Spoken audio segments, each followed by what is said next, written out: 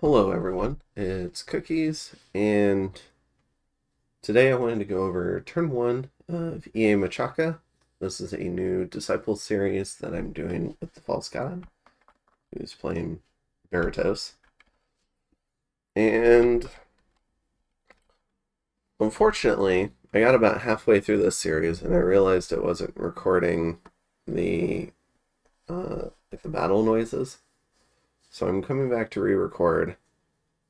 Additionally, we've had a lot of patches probably over the last 2 months. So virtually everything is going to be replay bugs, but I think we'll still get some pretty good entertainment out of this, hopefully. Now, the first thing that you might notice is Berytos should be the coastal start. Machaka might want to be up here with the better cap circle. And if this is my forest, I'm probably in trouble. So that's one of the things that we could look at first.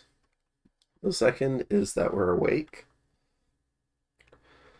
So here's Stuffs Are Us. It's an oracle.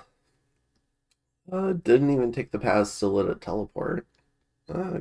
Because, I don't know, maybe I was drunk when I came up with this build. And Berytos has a Draken. So the Draken will be very useful, especially in expansion. And I guess another piece is, in terms of what we're going to do with this starting army, we're already screwing up. One of the things I do like to do is send the scout to a province in Dominion when I have a weaker starting army. And that's because there's a 1 morale difference for the troops, and that can be pretty huge. But this army is Bird Clan and Machaka warriors, so they're going to struggle no matter what I do.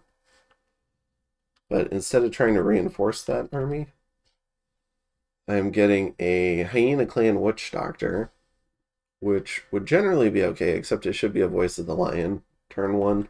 That's so I can bless these sacreds and maybe send them with that starting army to get a little bit more life out of it. And then I've got these War Lions.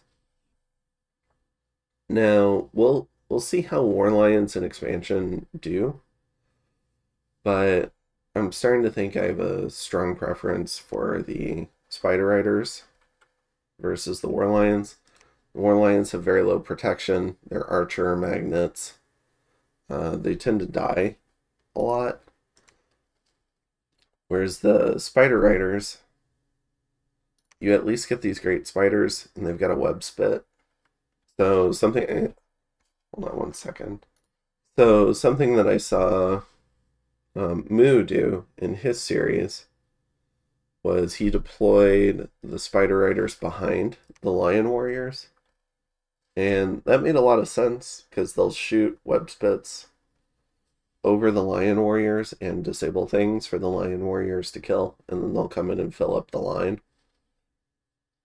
And I thought that was a pretty clever use for them, rather than just treating them like light cavalry on attack rear. And the other cool thing is they have these venomous fangs, which have a death poison, which is armor negating. So they immobilize you with the web, and then they come up and hit you with the death poison. So, pretty cool unit. The lions are pretty killy if they can make it into contact. But, I don't know. I think there's probably better options, and they're very gold expensive. Which, if you end up with a tiny cap circle, like what I've got, you want to be a lot more gold efficient, because you're not going to have very much for future turns. So there's that. And then also for Berytos, so he's not coastal, so he doesn't get his coastal recruitment. And we don't see any wastelands either, so it's going to be hard to get him his wasteland summons access as well. So We're gonna have to go out and search for that.